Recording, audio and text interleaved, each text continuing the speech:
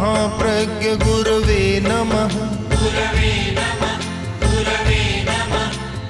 ओम श्री महाप्रज्ञ गुरवे नमः। ओम श्री महाप्रज्ञ गुरवे नमः। ओम श्री महाप्रज्ञ गुरवे नमः। ओम श्री महाप्रज्ञ गुरवे नमः।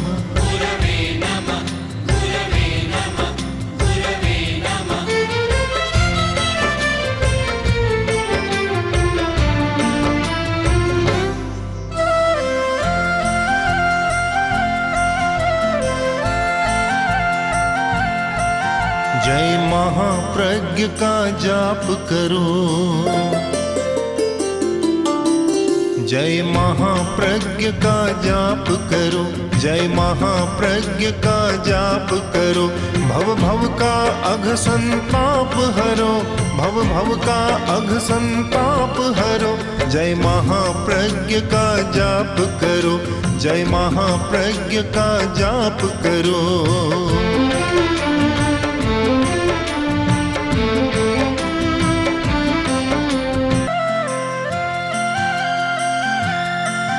गुरु तुलसी के अंतेवासी। गुरु तुलसी के अंतेवासी। विद्याभ्यासी दृढ़ विश्वासी। विद्याभ्यासी दृढ़ विश्वासी।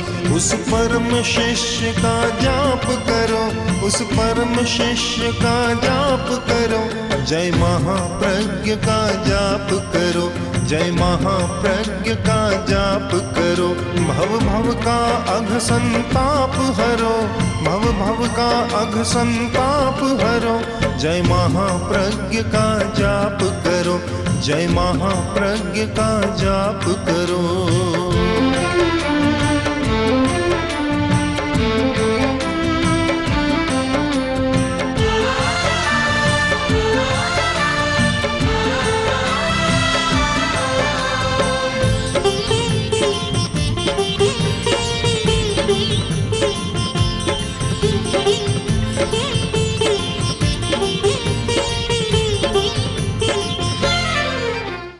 कार्य के पीछे एक चिंतन होता है। कोई भी काम आदमी करता है एक चिंतन के साथ करता है। कोई पूछ ले काम क्यों किया, बता देगा कि इसलिए किया। जब इसलिए किया इसका मतलब उसके पीछे चिंतन है। तो आकस्मिक तो कभी कभी होता है, प्राय चिंतन पूर्वक कार्य होता है। किसी से पूछो रोटी क्यों खाता है तो उत्तर मिल जाएगा कि शरीर पुष्ट रहे, शरीर स्वस्थ रहे, शक्तिशाली रहे, इसलिए रोटी खाता हूं। एक कारण है। अब आगे और जाएं, हम समग्र जीवन के बारे में चिंतन करें और कोई पूछ ले कि तुम क्यों जी रहे हो, इसका भी उत्तर देना होगा कि तुम क्यों जी रहे हो। एक तो शरीर मिल गया इसलिए जी रहे हो या जीने का कोई अर्थ है। तुम ये काम क्यों कर रहे हो, एक समग्रता से प्रश्न है। तो इसका उत्तर एक तो यह हो कि मुझे शरीर मिल गया इसलिए जी रहा हूँ, या धन कमाने के लिए जी रहा हूँ, सुख भोगने के लिए जी रहा हूँ। एक उत्तर हो सकता है, पर यह पर्याप्त उत्तर नहीं। अध्यात्म की दृष्टि से इस पर चिंतन किया गया तो उत्तर मिला, और वह बहुत अच्छा उत्तर लगता है, समग्रता का उत्तर, कि मैं दोनों जन्मों को सुधारने के लिए जी रहा। मेरा वर्तमान का जीवन भी सुधरे और आने वाला जन्म भी मेरा अच्छा हो, इसलिए मैं जी रहा हूं। अगर यह चिंतन है और इस चिंतन के साथ कोई आदमी जीता है तो उसका सारा आचार बदल जाएगा। आचार शास्त्र का एक बहुत बड़ा यह आधार बनता है कि उभय लोक हिताय, दोनों जन्मों के हित के लिए मैं कोई काम कर रहा हूँ। मैं जो काम कर रहा हूँ वह दोनों जन्मों के हित के लिए, वर्तमान का जीवन भी अच्छा हो और अगला जन्म भी अच्छा हो। यह नहीं कि अगला अच्छा हो इसके लिए काम करें और वर्तमान की चिंता न करें, अच्छा नहीं होता। केवल वर्तमान की चिंता करें और अगले जन्म की चिंता न करें, यह भी अच्छा नहीं होता। आज के भौतिकवादी युग में एक भौतिकवादी दृष्टिकोण बन गया कि आदमी वर्तमान जीवन की तो चिंता करता है, अगले जन्म की चिंता नहीं करता।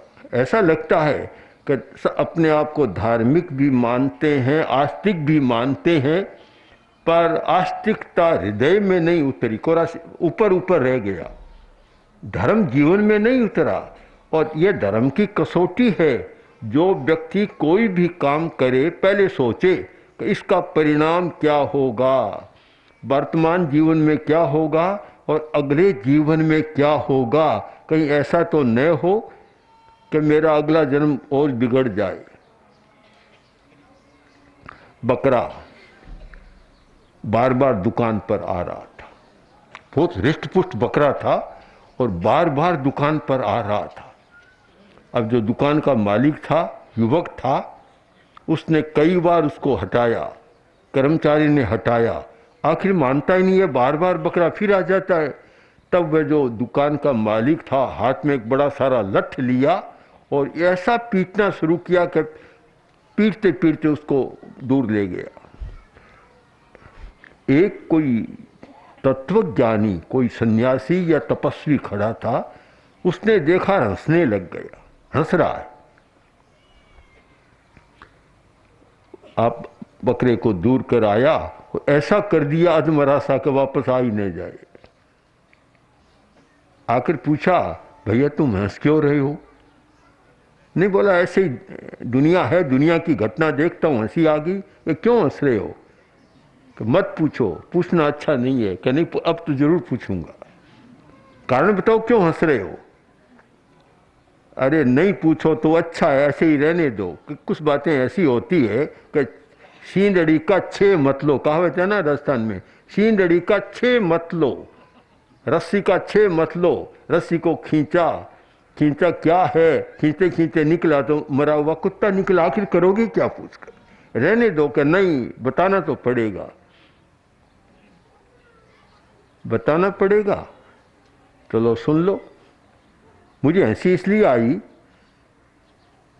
कि जिस दुकान का मालिक था और वह अपनी दुकान में आ रहा है और उसका बेटा लट्ठा मारकर उसको निकाल रहा, इसलिए हंसी आ गई। एकदम चौंका रह गया।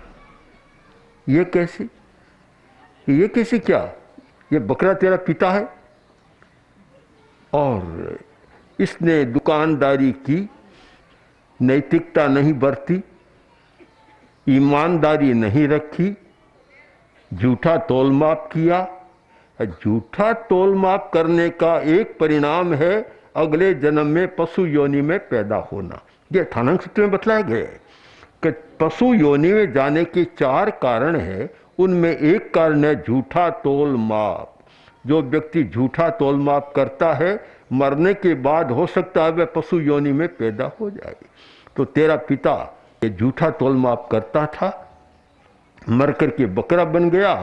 अब दुकान से इसका मोह, वह आसक्ति का धागा टूटा नहीं है, वह मोह जुड़ा हुआ है, इसलिए बार बार आ रहा है। तू ऐसा सपूत निकला जो लट्ठे मार मार कर बेचारे को अधमरा कर दिया, इसलिए मुझे हंसी आ गई। हम इस पर विचार करें, कोई भी काम करें, आचरण करें, यह सोचें कि अगला जन्म क्या होगा, इसका परिणाम क्या होगा, मुझे क्या भुगतना पड़ेगा। मुझे लगता है कि वर्तमान में जो चल रहा है, इस सच्चाई को, इस दार्शनिक सच्चाई को, धार्मिक या आध्यात्मिक सच्चाई को बिल्कुल भुला दिया गया। आज तो केवल वर्तमान में मैं क्या बनूं, बस इस पर, और इसीलिए ये इतनी हिंसा हो रही है। अगर हिंसा करने वाला यह सोचे कि मुझे इसका क्या भुगतना पड़ेगा, तो कभी इतनी हिंसा कर नहीं सकता। पर उनके सामने ये दृष्टि नहीं है, एक दर्पण नहीं है जिसमें अपना मुंह देख सके, अगले जन्म में मुझे क्या होना है, क्या भुगतना पड़ेगा। हमारे सामने कभी कभी ऐसी घटनाएं आती है, एक आदमी आकर इतना दुख का गाना गाता है कि दूसरे को भी दया आ जाए। तब कभी कभी मैं मन में सोचता हूँ कि आज तुम में इतना संकट, इतना दुख, इतनी कठिनाइयाँ, इतनी समस्या आ गई, तुम जरा यह भी सोच लो कि मैंने भी कुछ किया होगा, उसका परिणाम भुगत रहा हूँ, ये कुछ किया होगा। करते समय आदमी सोचता नहीं है। आदमी की एक मनोदशा विचित्र है कि पुण्यम फलस्य वांछन्ति, पुण्य का फल चाहता है, धर्म का फल चाहता है, पुण्य का फल चाहता है कि मुझे पुण्य का फल मिले, पुण्य करता नहीं है। पापम नेच्छन्ति मानवा, पाप का फल नहीं चाहता और आदमी पाप कर रहा है। आप इस सिद्धांत को समझने का प्रयत्न करें, कितना गहरा सिद्धांत है कि फल चाहता है पुण्य का और करता है पाप, फल नहीं चाहता पाप का और करता है, दुख नहीं चाहता और करता है पाप, पुण्य का आचरण नहीं करता, पाप का फल नहीं चाहता फिर भी पाप करता है, पुण्य का फल चाहता है पुण्य नहीं करता। एक बड़ी विचित्र मनोदशा चित्त वृत्ति है। एक धार्मिक व्यक्ति को, एक आस्तिक व्यक्ति को, एक श्रद्धावान व्यक्ति को इस पर चिंतन करना है कि अगर मुझे वर्तमान जीवन भी अच्छा रखना है और अगला जन्म भी अच्छा रखना है तो मेरा आचरण कैसा होना चाहिए। केवल वर्तमान परक आचरण नहीं कि आज मैं करोड़पति बन जाऊं। आज तो बहुत सारी चलते हैं ना समाचार पत्रों में, कौन बनेगा करोड़पति। अब हर आदमी के मन में करोड़पति बनने की ललक जाग जाती है। अरे करोड़पति बनो उससे पहले ये देखो मेरा जीवन कैसा अच्छा रहेगा, शांति कैसी रहेगी, क्या होगा, वह चिंतन नहीं होता। अर्थ के बारे में, अर्थ जीवन का एक मुख्य विषय है, इसलिए अनेक आचार्यों ने सोचा है, चिंतन किया कि अर्थार्जन कैसे होना चाहिए, क्योंकि अर्थ के बिना तो काम नहीं चलता, धन के बिना तो बिल्कुल काम नहीं चलता। सुबह नाश्ता चाहिए वह भी नहीं मिलता, चाय दूध भी नहीं मिलता, रोटी भी नहीं मिलती, कपड़ा भी नहीं मिलता, कुछ नहीं मिलता। अर्थ के बिना तो जैसे कि एक पैर भी आदमी चल नहीं सकता। जीवन के लिए सबसे ज़्यादा जरूरी है श्वास और पानी, रोटी। अब कठिनाई यह है कि आज तो पानी भी पैसे के बिना नहीं मिलता, पानी भी बिकने लग गया ना। पैसे के बिना पानी भी नहीं मिलता, पैसे के बिना रोटी भी नहीं मिलती। श्वास तो था कि पैसे के बिना मिल जाता था, आज तो श्वास भी पैसे के बिना नहीं मिल रहा। बहुत जगह तो बस पैसे से श्वास लेना पड़ता है। वह कहते हैं ना, एक महिला ने डॉक्टर से पूछा, छोटा बच्चा हॉस्पिटल में भर्ती था, तो महिला ने पूछा कि बच्चे की मुन्ने की हालत कैसी है। डॉक्टर ने कहा कि हालत तो खास्ता ही है, अब नकली श्वास दिया जा रहा है। उसने कहा नकली क्यों, असली दो, मेरे पास बहुत पैसा है, चाहे जितना पैसा दे दूंगी, असली दो। अब असली दे कहाँ से, पैसे से तो नकली मिलेगा, असली तो मिलेगा नहीं। श्वास भी मुश्किल हो गया, तभी कभी ऑक्सीजन कभी कुछ, पैसे से श्वास भी लेना पड़ता है। पैसे के बिना कुछ भी नहीं होता। तो फिर हमारे संतों ने पैसे को बहुत गालियां दी, मैं तो नहीं देता हूँ, तो पुराने संतों ने पैसे को बहुत गालियां दी है कि पैसा अनर्थ का मूल है, ऐसा है वैसा है। ठीक है, एक चिंतन है, एक दृष्टिकोण है वह भी, किंतु पैसे के बिना कुछ भी नहीं होता। हाँ, इस पर जरूर विचार करना चाहिए कि पैसे का अर्जन कैसे करें, ये बड़ा एक महत्वपूर्ण प्रश्न है। आचार्य हरिभद्र सूरी जो बहुत बड़े जैन आचार्य हुए हैं, राजस्थान के ही थे और चित्तौड़ उनका मुख्य था, चित्तौड़ के थे, चित्तौड़ उनका बड़ा केंद्र था। वो शायद इतने बड़े आचार्य हुए हैं जिन्होंने बहुत लिखा है, ब्राह्मण थे, जैन आचार्य बने और इतना लिखा है उन्होंने कि शायद जैन आचार्यों में एक इतना लिखने वाले कम हुए हैं। 1444 ग्रंथ उन्होंने लिखे। 100 पुस्तक लिखना भी मुश्किल है, 1444 और बड़े महत्वपूर्ण ग्रंथ लिखे। हरिभद्र सूरी ने एक गृहस्थ धर्म पर बहुत लंबा प्रकरण लिखा है, बहुत विचार किया कि गृहस्थ का धर्म क्या होना चाहिए। उस विषय में उन्होंने लिखा कि गृहस्थ पैसे के बिना तो रह नहीं सकता, तो फिर क्या करे? न्यायोपार्जितम ही वित्तम उभय लोक हिताय। धन के बिना रह नहीं सकता, धन का अर्जन करना पड़ेगा, किंतु अन्याय से धन का अर्जन न करे। न्याय से जो धन का अर्जन किया जाता है वह उभय लोक हिताय, दोनों जन्म में हितकर होता है, वर्तमान जीवन के लिए भी हितकर और आगामी जन्म के लिए भी हितकर। यह बड़ी महत्व की बात है। उभय लोक हिताय, एक आस्तिक व्यक्ति का, एक धार्मिक व्यक्ति का हर कार्य चिंतन पूर्वक हो, उस चिंतन के पीछे दो जन्म रहे, एक वर्तमान का और एक सामने वाला, आगे का, कि आगे मुझे कहाँ जाना है, क्या होना है। दोनों जन्मों का चिंतन युगपत साइमल्टेनियसली एक साथ चिंतन रहे, युगपत चिंतन दोनों जन्मों का, वर्तमान का भी सोचना और अगले जन्म का भी सोचना। ऐसा कोई काम हमारा न हो कि वर्तमान के लिए तो सोचें और अगले जन्म की बात छोड़ दें। न्यायोपार्जित वित्तम, एक बहुत ही गहन चिंतन किया है कि अन्याय से धन कमा लिया जाए तो क्या आपत्ति है, और दूसरी बात कि न्याय से धन कमाने में बड़ी कठिनाई है।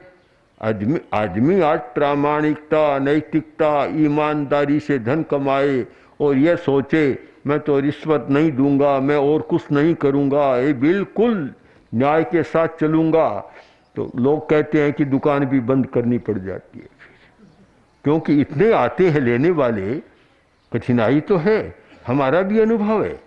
दिल्ली में जब अणुव्रत आंदोलन का कार्य बहुत तेजी से चल रहा था और व्यापारी वर्ग में कार्य चला कि कोई मिलावट नहीं करेंगे, सब्जी मंडी के पूरे बाजार में ये कहा कि हम शुद्धि के साथ काम करेंगे, अप्रामाणिकता नहीं बरतेंगे, बिल्कुल नैतिकता के साथ करेंगे।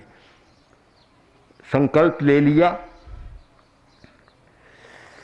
अब एक दिन पूज्य गुरुदेव आचार्य तुलसी के सामने एक कार्यक्रम रखा गया, व्यापारी वर्ग का, सब्जी मंडी के व्यापारियों का कार्यक्रम था। और उस समय जो केंद्र मंत्री थी, खाद्य मंत्री, वह भी आई हुई थी महिला, और भी मंत्री लोग आए हुए थे, अधिकारी आए हुए थे। काफ़ी चर्चा चली। चर्चा के दौरान व्यापारी वर्ग ने जो समस्याएं रखी वह चौंकाने वाली थी। उन्होंने कहा हमने संकल्प तो ले लिया, अब हमारे जो इंस्पेक्टर आते हैं अगर उनकी पूजा पाठ हो जाता है तब तो सब नमूना ठीक है, और हम रिश्वत देते नहीं। हमारा विश्वास है कि हम तो अशुद्धि बरतते नहीं, मिलावट करते नहीं, बेईमानी करते नहीं, हम क्यों दें? तो उनको पूजा नहीं करते हैं, उनको भेंट नहीं चढ़ाते हैं, तो जो भेंट चढ़ाने वालों के तो गलत नमूने भी पास हो जाते हैं और हमारा शुद्ध माल भी फेल हो जाता है। अब क्या करें, बड़ी समस्या है। बोला सूंठ है, और सूंठ में भी कितना जो मानदंड है इतना परसेंटेज होना चाहिए। अब उनका हम करें क्या? जिस क्षेत्र में पैदा होती है सब में समान नहीं होता। अब नागौर का एक जो होता है अश्वगंधा, उसमें जो क्वालिटी है, जो गुण है, वह दूसरी जगह अश्वगंधा में नहीं होती। तो ये तो क्षेत्र भेद रहता, हम क्या करें इसका? हमारे पास रहता है, हम तो कोई सूंठ में तो मिलावट कर नहीं सकते, क्या करेंगे हम? पर फिर भी नहीं होता क्योंकि पूजा पाठ नहीं। बड़ी समस्या है। आदमी न्याय से कमाए कैसे? जब समाज का पूरा वातावरण न्याय निष्ठा का हो तो न्याय से पैसा कमाया जा सकता है, पर चारों तरफ भ्रष्टाचार का माहौल हो, वातावरण हो, और न्याय की कोई बात सुनने वाला न हो तो फिर कैसे कमाए? आचार्य ने कह दिया कि न्याय से कमाया हुआ धन दोनों जन्मों के लिए हितकर होता है। बात तो बहुत सुंदर कह दी, पर स्वयं प्रश्न पैदा कर दिया स्वयं ही कि न्याय से पैसा आता नहीं है तब कैसे करें। बड़ी समस्या है। इसका समाधान भी किया गया कि यह विश्वास बिल्कुल झूठा विश्वास है कि न्याय से पैसा नहीं आता। प्रारंभ में कठिनाई हो सकती है, एक बार कठिनाई का अनुभव हो सकता है, पर यदि तुम्हारी निष्ठा है कि मैं न्याय से ही काम करूंगा, अनीति से काम नहीं करूंगा, गलत आचरण नहीं करूंगा, तो पैसा स्वयं आने लग जाएगा। थोड़ा समय लगेगा। इसका कारण एक कर्मशास्त्रीय कारण दे दिया कि अगर तुम्हारी न्याय में निष्ठा है तो तुम्हारे जो विघ्न बाधा का कर्म है, अंतराय कर्म, वह थोड़े दिनों में दूर हो जाएगा और पैसा आने लग जाएगा। दूसरी बात कि तुम्हारा विश्वास जम जाएगा। कुछ दिन तो लगेगा। जब विश्वास जम जाएगा कि यहाँ शुद्ध माल मिलता है, फिर तो भीड़ लग जाएगी। ये बात जो बतलाई हमें इसका अनुभव भी है। असम में एक व्यक्ति ने अनुव्रत के आधार पर दुकान का काम शुरू किया और पक्का कि एक भाव, कोई भाव का परिवर्तन नहीं, कोई बच्चा आ जाओ, बूढ़ा आ जाओ, स्त्री आओ, भाव एक और मूल्य निर्धारित और शुद्ध वस्तु, कोई भी मिलावट नहीं। अब कुछ दिन तो कठिनाई पड़ी। कठिनाई इसलिए कि शुद्ध बेचता है, उसका भाव थोड़ा ज़्यादा हो जाता है, मिलावटी होता है उसका भाव कम कर देते। तो भला अब ग्राहक जाएगा, वह तो यह नहीं देखता कि शुद्ध अशुद्ध है, वह तो देखेगा कि कम दाम कहाँ लगता है। कठिनाई हुई, पर जब धीरे धीरे यह विश्वास जम गया, कभी जिसको शुद्ध खाना पीना लेना हो, शुद्ध वस्तु लेना हो, वह इस दुकान में मिलेगी। उस भाई ने बताया कि मुझे 2-4 महीना तो कठिनाई का सामना करना पड़ा और बाद में तो यह स्थिति हो गई कि मैं पूरा भी नहीं कर पाता था। एक दिन में इतनी लंबी क्यू लग जाती कि सबको दे नहीं पाता, तो ग्राहक चले जाते, दूसरे दिन आते पर दूसरी दुकान से नहीं लेते। जिसको शुद्ध लेना है, स्वास्थ्य का ध्यान है कि मुझे स्वास्थ्य को ठीक रखना है, शुद्ध वस्तु लेना है, मिलावटी वस्तु नहीं लेना है, वह तो करेगा। तो विश्वास पैदा हो जाएगा। 2 कारण, एक तो धीरे धीरे विश्वास पैदा होगा।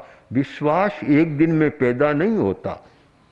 पानी की बर्फ जमाते हैं ना, कितना समय लगता है क्या? कुछ या 1 मिनट में हो जाती है? कुछ समय लगता होगा, थोड़ा समय तो लगता ही है। धैर्य रखना होता है। धैर्य टालस्टाय जो रशिया के महान चिंतक हुए हैं, बहुत बड़े चिंतक और संत पुरुष थे, उनसे पूछा कि सफलता का राज क्या है? टालस्टाय ने उत्तर दिया, धैर्य।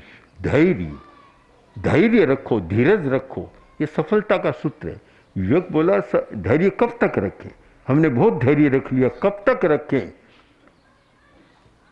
क्या धैर्य रखने से चलने में पानी टिक जाएगा? चलने में तो छेद होते हैं, सब नीचे गिर जाता है। क्या चलने में पानी टिक जाएगा? टालस्टाय ने कहा, धैर्य रखो, पानी बर्फ बन जाएगा, चलने में भी टिक जाएगा। जब तक पानी बर्फ न बने तब तक धैर्य रखो। पानी भी टिक सकता है, पानी बर्फ बन सकता है, पर थोड़ा समय लगेगा। धैर्य रखो, आकस्मिकता मत करो, तत्काल मत करो। ये तात्कालिकता में तो एक्सीडेंट होता है, दुर्घटनाएं होती है। धैर्य रखो। ये आजकल देखते हैं सड़क पर भी अच्छे अच्छे वाक्य लिखे रहते हैं कि तुम्हें जीवन पसंद है कि जल्दबाजी पसंद है? क्या पसंद है? क्या पसंद है? यदि जीवन को चाहते हो तो थोड़े धीरे धीरे चलो, धैर्य रखो, प्रतीक्षा करो। और अगर वह पसंद नहीं है तो फिर तुम चाहे जैसे गाड़ी को चलाओ, चाहे जैसे चलो। आखिर हर जगह धैर्य रखना होता है। एक यह सूत्र इतना है कि वर्तमान की सारी व्यापार नीति, अर्थ नीति, व्यवसाय की जो सारी परंपरा है, उस पर विचार करना जरूरी है। और एक सूत्र सबके सामने रहे। अगर हर दुकान के सामने और रहता ना कि यहाँ शुद्ध घी मिलता है, शुद्ध देसी मिठाइयाँ मिलती है, ये मिलता है, वैसे यह भी रहे कि मैं जो कमाऊँगा वह दोनों लोगों को सामने रख कर कमाऊँगा, यानी वर्तमान लोक और भावी लोक, वर्तमान जीवन और भावी जीवन दोनों को सामने रख कर मैं कमाई करूँगा। अगर यह एक धारणा बन जाए तो अनेक समस्याओं का समाधान है। इस विषय पर हमें खूब गहराई के साथ चिंतन और मनन करना चाहिए। ओम श्री महाप्रज्ञ गुरवे नमः। ओम श्री महाप्रज्ञ गुरवे नमः। ओम श्री महाप्रज्ञ गुरवे नमः। ओम श्री महाप्रज्ञ गुरवे